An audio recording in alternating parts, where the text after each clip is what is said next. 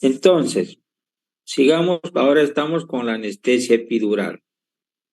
¿Qué estructuras anatómicas atravesamos en la anestesia epidural?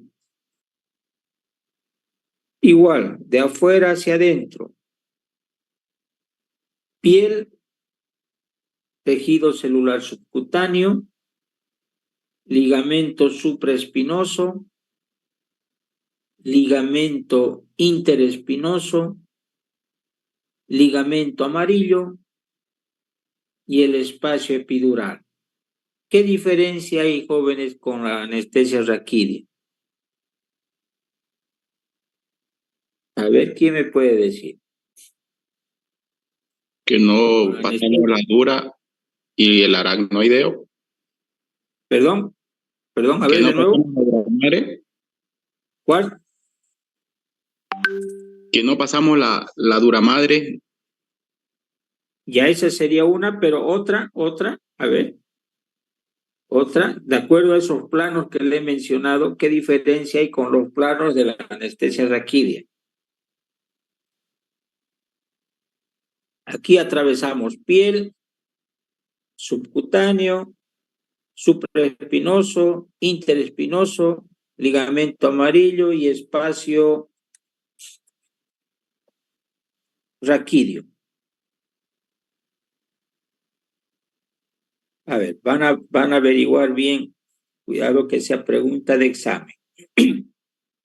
Tenemos también que decir, jóvenes, que el espacio epidural tiene su parte más ancha, esto en la columna vertebral, a nivel de la lumbar 2, aproximadamente de 5 milímetros de anchura. Por eso es que a ese nivel ya se nos hace más fácil en realizar esta anestesia. Esta anestesia epidural o el espacio epidural se extiende desde el agujero magno o agujero occipital, donde la dura madre se funciona, ¿no es cierto?, con la base del cráneo, esto en sentido cefálico, hacia arriba, y hacia abajo el espacio epidural se extiende hasta el hiato sacrococcígeo. O sea, para que vean que prácticamente es en toda lo que es la columna vertebral. O sea que esta técnica anestésica puede ser aplicada tanto en las regiones cervical, torácica o lumbar para lograr la anestesia epidural. Y no así con la anestesia raquídea que habíamos mencionado, que en el adulto sería a nivel o por debajo de L2 y en niños por debajo de L3 y L4. O sea que tenemos ciertas diferencias. ¿Qué diferencia habrá en relación a la anestesia raquídea y la anestesia epidural? Son las siguientes. Para la anestesia raquídea se coloca una pequeña cantidad del anestésico local en el líquido cefalorraquídeo, lo cual llega a producir un bloqueo neural total que les había mencionado. En cambio, en la anestesia epidural requiere una dosis del anestésico local 10 veces mayor para llenar el espacio epidural. ¿Esto qué quiere decir? Por ejemplo, en la anestesia raquídea utilizamos 4 ml, que equivale a 20 miligramos, porque cada ml llega a tener 5 miligramos. En la anestesia epidural utilizamos nosotros 10 veces más la dosis. En este caso, por ejemplo, utilizamos 20 ml del anestésico local para tener 100 miligramos del anestésico local y realizar esta técnica epidural. O sea que farmacológicamente utilizamos más dosis en la anestesia epidural que en la anestesia raquídea. Otra diferencia es de que en la anestesia raquídea el inicio de acción es inmediato. Ni bien ponemos la anestesia en el espacio subaracnoideo, ya el paciente ya tiene el bloqueo o el adormecimiento ya de los miembros inferiores hasta la altura del abdomen. O sea que su tiempo de latencia de la anestesia raquídea es de 1 a 3 minutos. En cambio, el tiempo de latencia de la anestesia epidural es de 10 a 15 minutos. Tenemos que esperar ese tiempo para que el bloqueo pueda ser el deseable para poder realizar la intervención quirúrgica.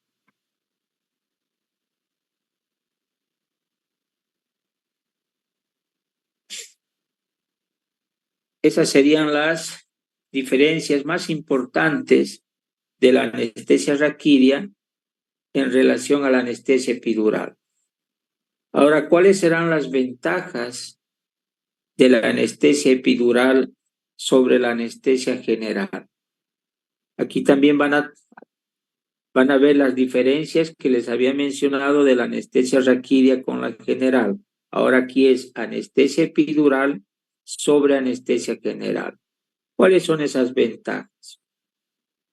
Uno, de que con la anestesia epidural uno se evita la manipulación de la vía respiratoria. ¿Qué quiere decir esto? De que si hacemos bien la técnica de anestesia epidural no necesitamos intubar al paciente. En cambio, con la anestesia general sí o sí tenemos que intubar. Otra ventaja es menor respuesta al estrés quirúrgico. Y esto, por ejemplo, va a ser de que el paciente sea menos hipertenso, ¿ya? Y no esté taquicárdico.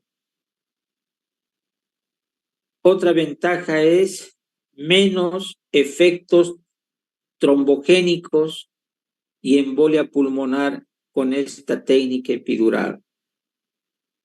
Otra ventaja es mejor motilidad intestinal con menos distensión.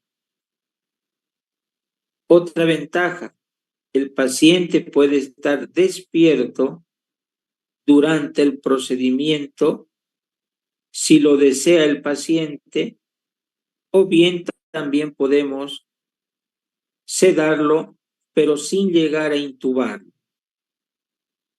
Otra ventaja es menos náuseas y menos vómitos con la anestesia epidural en relación a la anestesia general. La anestesia epidural también proporciona mejor control del dolor postoperatorio. Otra ventaja es menor disfunción pulmonar. ¿Esto qué quiere decir? De que produce menos dificultad pulmonar o respiratorio. Y por su tiempo de duración, el paciente no está mucho tiempo en cuidados de recuperación como con la anestesia general. Pero ¿cuáles serían sus desventajas de la anestesia epidural respecto a la anestesia general? Básicamente son 3 las desventajas. ¿Cuáles son estas? Su inicio de acción, que es más lento con la anestesia epidural. Ya les he mencionado que su tiempo de latencia es de 10 a 15 minutos. En cambio, con la anestesia general es inmediato. Otra desventaja es que la anestesia epidural es menos confiable y tiene un mayor índice de falla. ¿Esto qué quiere decir? Que el que no sabe realizar esta técnica peridural puede administrar el fármaco fuera del espacio epidural o dentro del canal medular. Entonces, una técnica mucho más delicada que la anestesia raquídea. Y las otras desventajas son sus contraindicaciones en relación a la anestesia general, que incluyen las coagulopatías, inestabilidad hemodinámica o anomalías vertebrales que tenga el paciente, lo cual esto me va a dificultar realizar el bloqueo epidural. Esas serían sus tres desventajas. Doctor, disculpe, ¿podría repetirla, por favor? Muy bien. ¿Cuáles son las tres desventajas de la anestesia epidural respecto a la general? El inicio de acción es más lento, tiempo de latencia 10 a 15 minutos, es menos confiable y con mayor índice de falla en la técnica. Y en las contraindicaciones que incluyen coagulopatías, inestabilidad hemodinámica o bien anomalías vertebrales del paciente. Por ejemplo, hay pacientes que vienen con una lordosis o una escoliosis muy acentuada, ¿no? Y como es un procedimiento que se hace a ciegas, entonces eso hace que se nos dificulte esta técnica anestésica.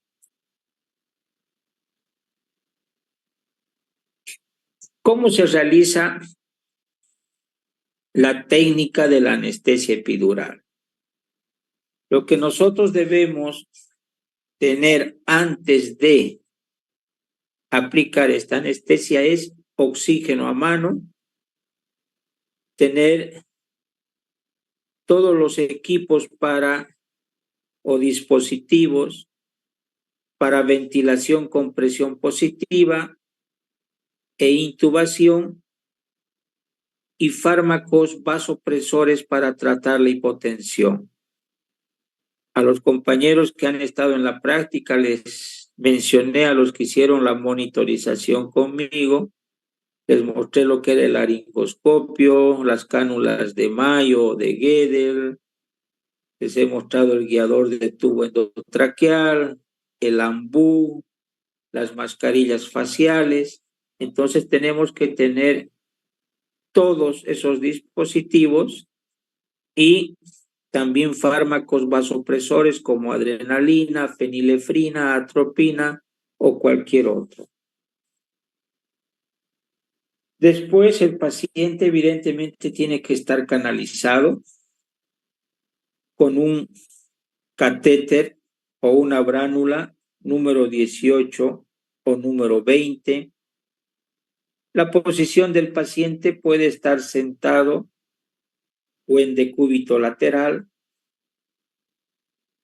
El nivel de punción de la anestesia epidural puede ser, como les había mencionado, a un inicio, si ustedes quieren, a partir de las lumbares o las dorsolumbares para abajo, esto es T10, T11, L1, L2, L3, L4, L4, L5, podemos nosotros realizar la anestesia epidural.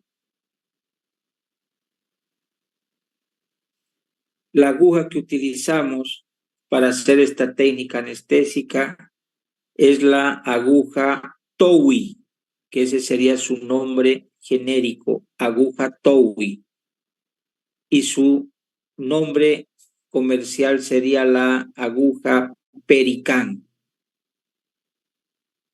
El diámetro de esta aguja, lo más recomendable es utilizar la aguja número 18, y si no tenemos la 18, la 16, pero de elección la número 18. La longitud de la aguja peridural es la misma que la longitud de la anestesia raquídea, de 8.9 centímetros. Y también tenemos la extra larga, número 18, ¿ya? Y con una longitud de 12 centímetros, para que vean la diferencia. Para la anestesia raquídea necesitamos agujas delgaditas. En cambio, para la anestesia peridural, agujas gruesas. Agujas gruesas. ¿Qué planos vamos a atravesar con esta aguja? Ya lo hemos mencionado, se los vuelvo a repetir: piel, tejido celular subcutáneo, ligamento supraespinoso, interespinoso, ligamento amarillo, dura madre y espacio peridural. Antes de primero, ligamento amarillo, espacio peridural y después viene la dura madre. También esta anestesia epidural tiene sus contraindicaciones absolutas y relativas. ¿Cuáles son las contraindicaciones absolutas? Rechazo del paciente a la técnica, sepsis con inestabilidad hemodinámica, hipovolemia sin corregir. Esto quiere decir pacientes, por ejemplo, que ya están ingresando hipotensos, bradicárdicos. Lo primero que tenemos que hacer nosotros es compensar y luego hacer la técnica. Y pacientes con coagulopatías. Esas serían las contraindicaciones absolutas. Y las contraindicaciones relativas de la anestesia epidural son infección localizada en el sitio de la inyección, dolor crónico en la espalda, enfermedad neurológica progresiva, ejemplo, esclerosis múltiple, lesión previa en la espalda con deficiencia neurológica y la hipertensión intracraneal. Esas son las contraindicaciones relativas. Complicaciones de la anestesia epidural. Al igual que la anestesia raquídea, hipotensión. ¿Cómo revertimos la hipotensión? Hidratando al paciente y utilizando fármacos vasopresores. Otra complicación es la inyección intravascular. Esto se refiere a que en el momento que estamos ingresando con la aguja peridural, anatómicamente este espacio epidural está rodeado de mucha vasculatura, vasos sanguíneos, y nosotros, como atravesamos con una aguja gruesa, podemos lesionar estos vasos sanguíneos y podemos ocasionar sangrado.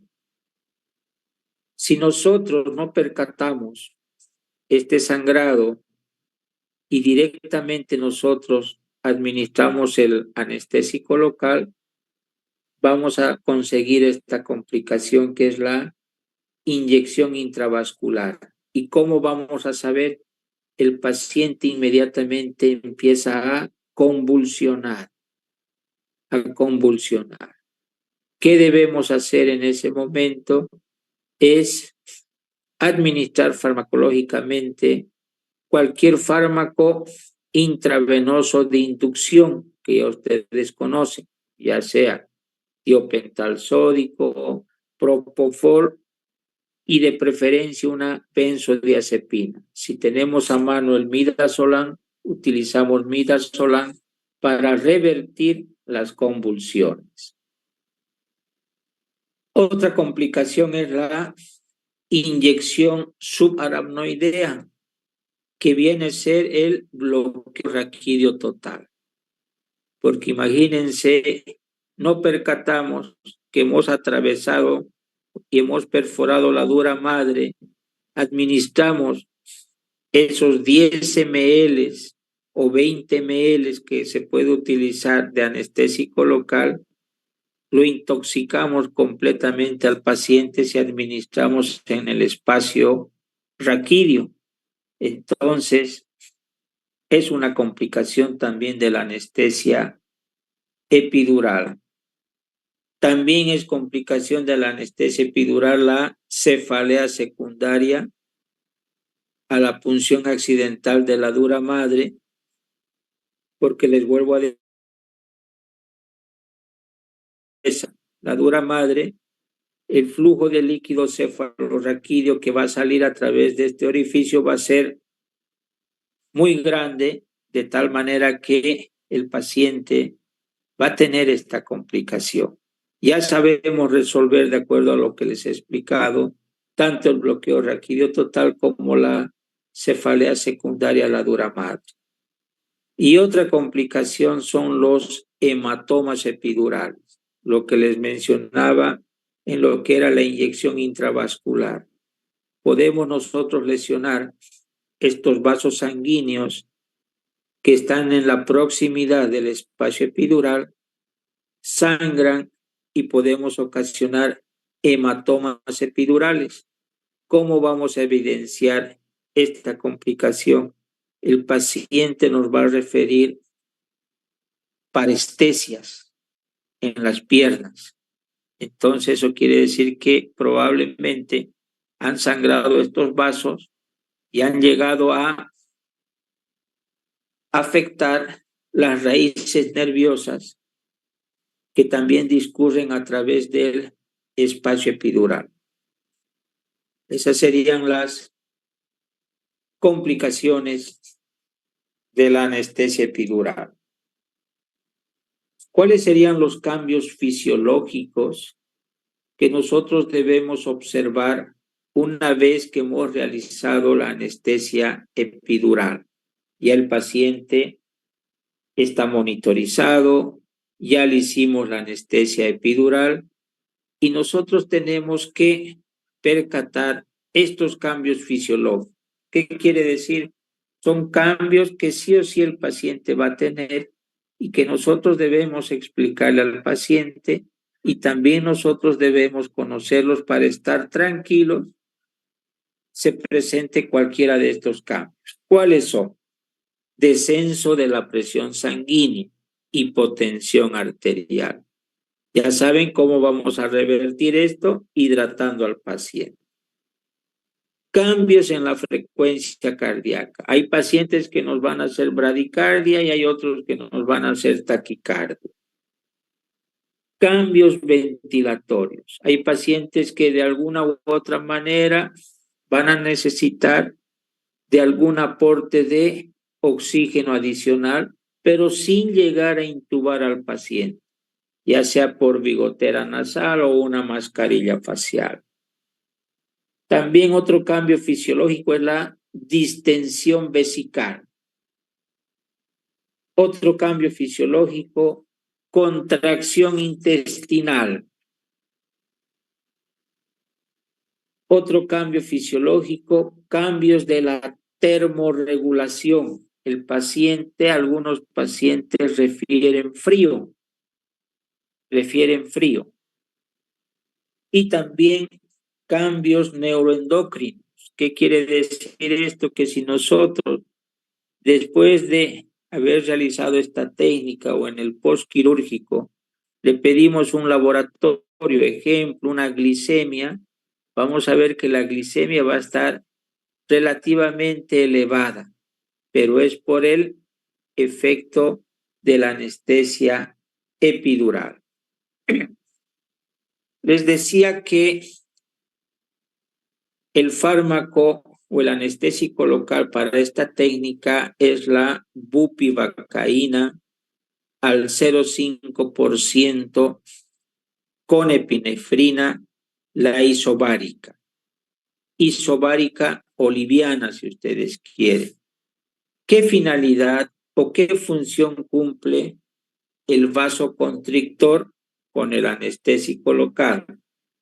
Se ha visto que el vasopresor prolonga el bloqueo de la técnica anestésica, mejora la calidad y la confiabilidad del bloqueo, disminuye los niveles sanguíneos, es decir, que por la vasoconstricción que producen, el sangrado será menor, y también nos permite identificar la inyección intravascular con una dosis de prueba. Esas serían las ventajas de utilizar un vasoconstrictor. Y también podemos mencionar de que disminuyes la toxicidad del anestésico local. Tiempo de duración de la anestesia epidural tiende a durar hasta 3 horas y media. Y la raquidia habíamos dicho hasta 2 horas y media o 150 minutos. O sea que con la anestesia epidural nosotros tenemos hasta 3 horas y media de duración. Una vez el paciente sale del pabellón quirúrgico o después de las 24 horas de haber recibido la anestesia epidural, y también, ¿por qué no decirlo, si ha recibido la anestesia raquidia, nosotros debemos realizar una visita post cirugía y debemos percatarnos en el paciente de lo siguiente. Si el paciente presenta cefalea, si presenta dolor en la espalda, debemos percatar ya la regresión del bloqueo sensitivo y motor. ¿Esto cómo hacemos? Pidiéndole al paciente que mueva las piernas, si ya caminó, si ya se levantó. Entonces, de esa manera nosotros valoramos este cambio. Y también una pregunta importante que debemos hacer es sobre la satisfacción de la técnica anestésica. ¿Qué le pareció? Si le dolió mucho, no le dolió, qué sensación desagradable tuvo o si no la tuvo, y si en una segunda oportunidad ella también quisiera recibir la misma técnica anestésica. Esas serían las preguntas que siempre nosotros debemos preguntar ya en el postquirúrgico.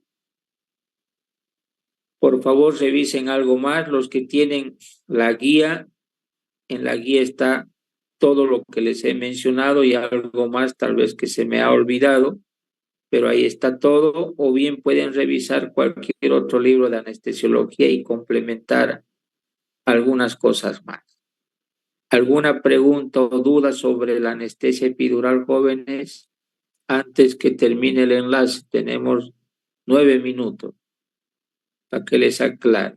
Si se corta, pues ya nos despedimos y les agradezco de antemano por haberse conectado a la clase virtual. ¿Alguna duda, alguna pregunta, jóvenes? Doctor, buenas noches. Buenas noches. Disculpe, ¿podría repetir lo del fármaco de elección? O sea, las características para la anestesia epidural, por favor. Ya, es la bupivacaína al 0,5% con epinefrina isovárica. Para la anestesia raquidia es la bupivacaína al 0,5% con epinefrina hipervárica.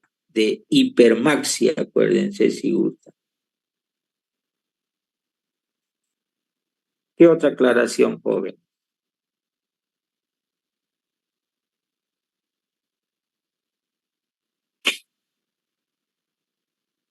Bueno,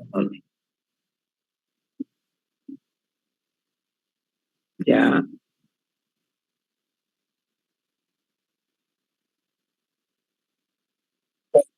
Sí, o derecho. En raquidia puede estar también en la misma posición que en la anestesia epidural, sentado o de cúbito lateral, ya sea derecho o izquierdo, ¿sí? Pero prono, no.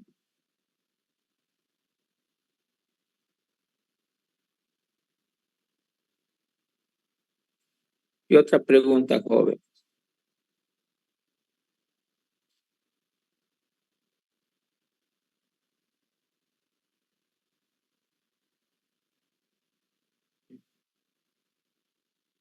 El día lunes terminamos con el avance y ya tienen las fechas, ¿no es cierto? Tanto del segundo parcial y del examen final. Preguntas para que les aclare, jóvenes. Doctor, buenas noches. En cuanto a eso, doctor, las exposiciones está que va a ser un día sábado. ¿Eso va a empezar? ¿Vamos a hacerlo toda la mañana o va a ser en la tarde? Solo en la mañana y solamente tienen 15 minutos, nada más dura la exposición por grupo. 15 minutos. Ah. Y bien cronometrado. Y bien cronometrado. Ya, doctor, muchas gracias. Pues,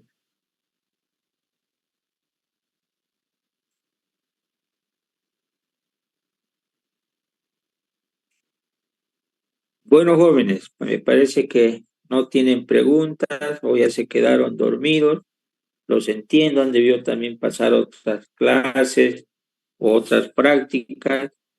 Y además el estudiante de medicina no tiene ni el día ni la noche, o sea, tiene que estudiar, como siempre yo les decía, y lo hacía 25 horas al día. Me prestaba 1 hora del otro día para ser un médico competente.